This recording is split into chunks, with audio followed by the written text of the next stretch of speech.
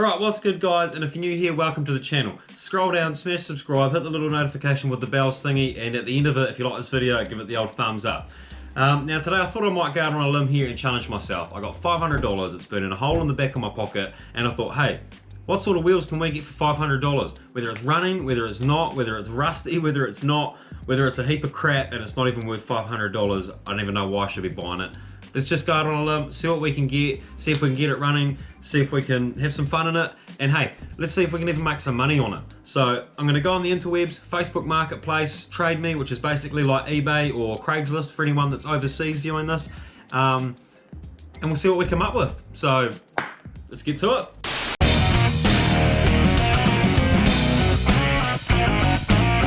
Alright, I'm gonna start with Trade Me, because Trade Me's like Craigslist, you know, like used to be heaps of cheap cars on Trade Me. It used to be the place to go. But then because it costs so much money to list stuff on there now, it's just really knocked it out of the park. And when Facebook Marketplace came along, that's just like, it's free and you can just instantly message someone. There's no buggering around. You don't have to pay. It's really just, it's just made things so much easier, and it's really just knocking these like Trade Me and auction websites for six. So I'll start with Trade Me anyway. Oh, the old Solly van, the Toyota Estima, $1 or near offer. Surely blowing up.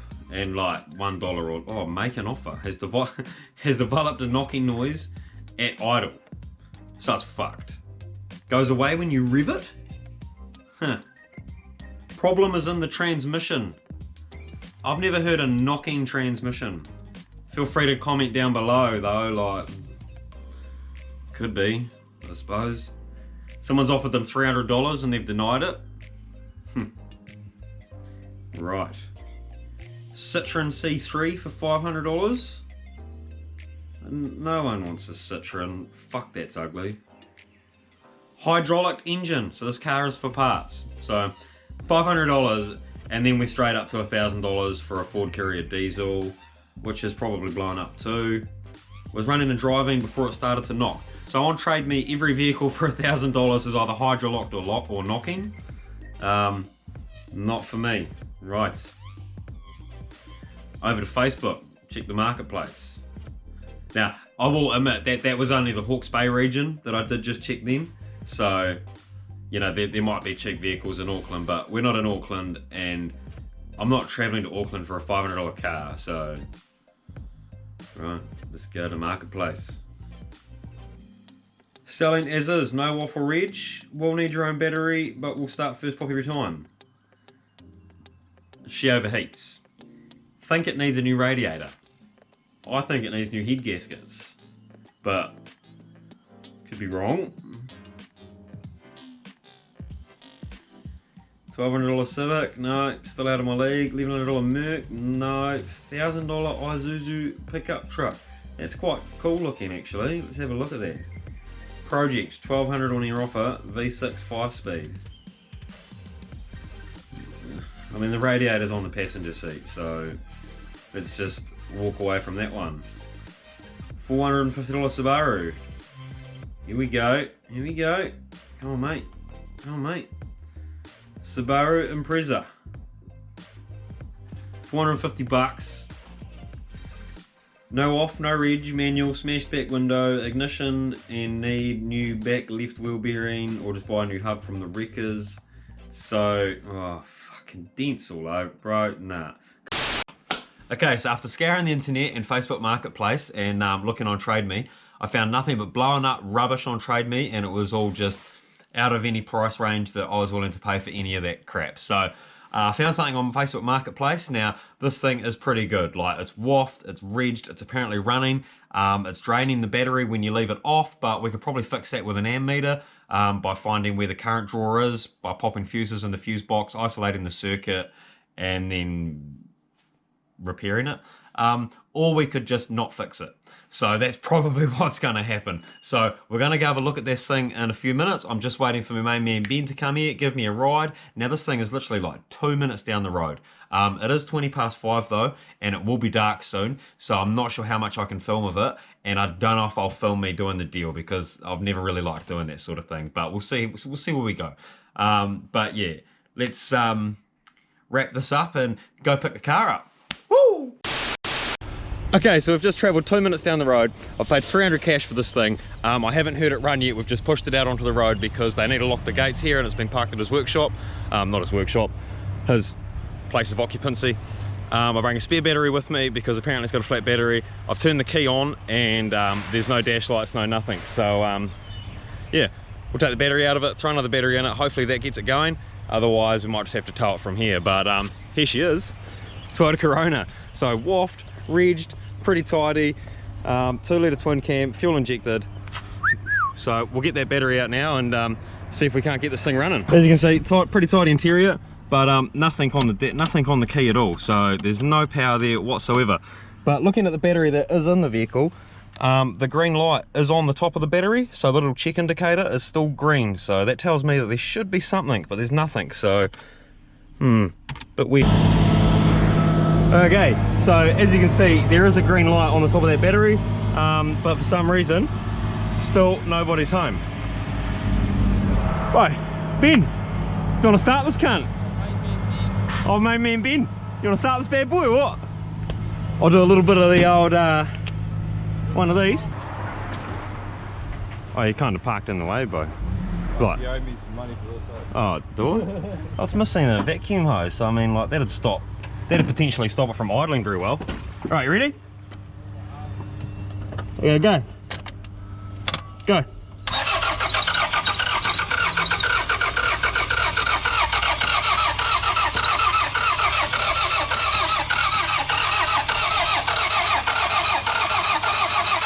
Oh, no. Keep cranking.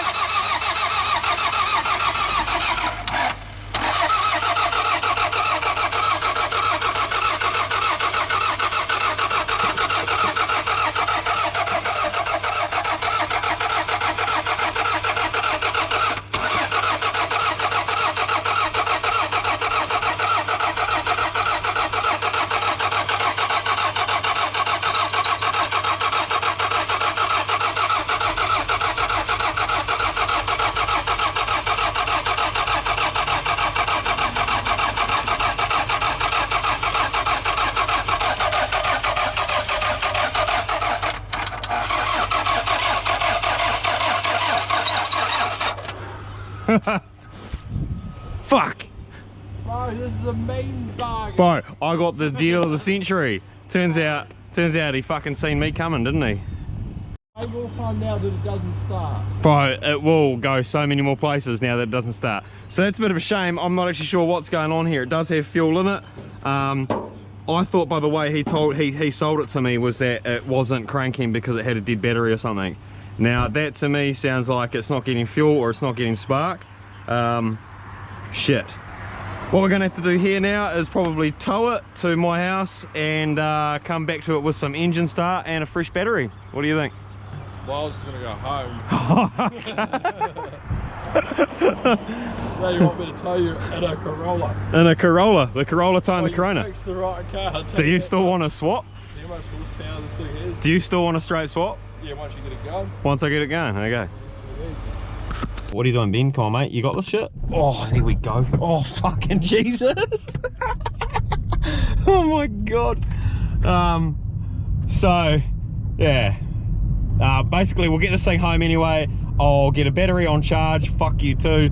And we'll yeah, take this tomorrow. We'll put a battery in it tomorrow and use some ether, some Start You Bastard, and try and start this thing properly. But for now, we'll just get it home. Okay, we're moments from home. Go the Corolla.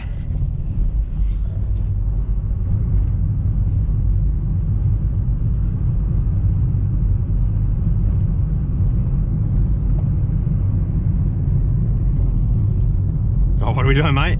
Taking racing lines. My God. So the alloys are probably worth more than the car at this point, seeing as it doesn't go. The alloys and the tyres, so it's got good tyres on it, good alloys, but the car's fucked, so not very good. Alright, so it's the next day. As you've seen, we picked the car up. It cost me 300 bucks. We towed it back here. The guy sold it to me. He told me the battery was dead flat. I'd have to bring a battery to jump start it. And when I got there, basically we had to push it out onto the road because it was at his workplace and he was leaving and he didn't want to hang around. So I gave him the money, pushed the car out. As you've seen, we tried to start it and the bloody thing wouldn't start. So he definitely seen me coming and screwed me because there is more issues than just a flat battery with that car. But it was a $300 car, was what it was, is what it is. So today, I've got a can of Start You Bastard and I've charged a battery overnight. So we'll grab that battery off charge now, throw it in, spray some of this ether down it and kick it in the guts and hopefully she's a runner. Alright, so here's the battery I've had on charge overnight, so should have heaps of juice in it, ready for some serious cranking.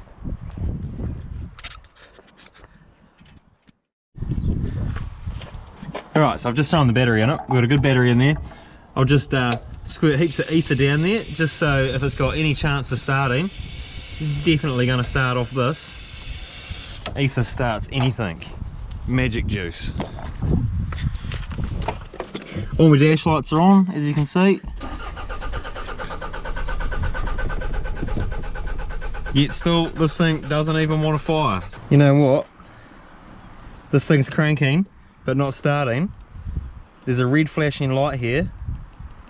I think it's immobilized. 100%. 100% this engine is immobilized. He hasn't given me a bloody key button.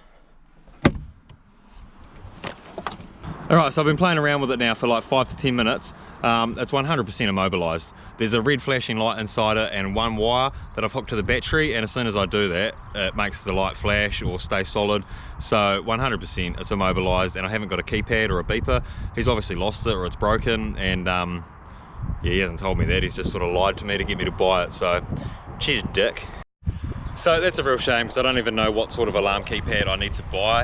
I'm not sure how to get around it. I'll have to do a bit of Googling tonight on how to maybe buy universal ones and code them in. I'll still need to dig out, like look into the dashboard and actually find what sort of alarm is even installed in this car. But more than likely I'm just going to pull the dashboard apart and try and remove the alarm to get rid of the immobilizing and reconnect whatever circuit the alarm is immobilizing, whether it be the cam angle sensor circuit or the ejector circuit or whatever it might be.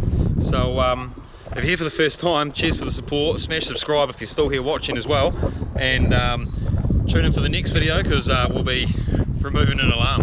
What are you doing, bro? Why are you sitting in the hole that the dog dug? It's quite weird. Isn't it?